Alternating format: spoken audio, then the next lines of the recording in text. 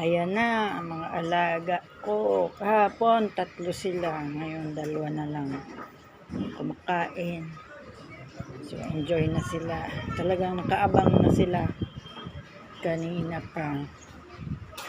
Nung makita nilang bukas yung bintana.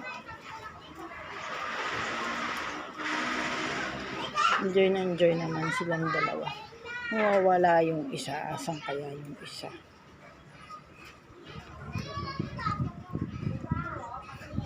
Nakakatawa. Itong isa medyo malapad na.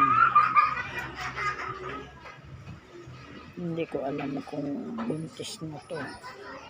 Pero malaki siya. Nakakatawa. Kasi hindi nasasayang yung tira-tirang pagkain.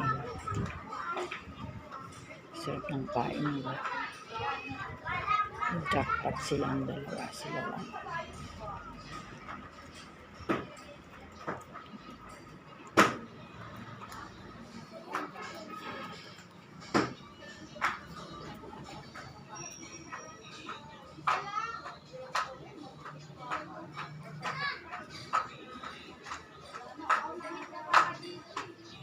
Yun lang po. Good morning to everyone. See you on my next video. Bye-bye.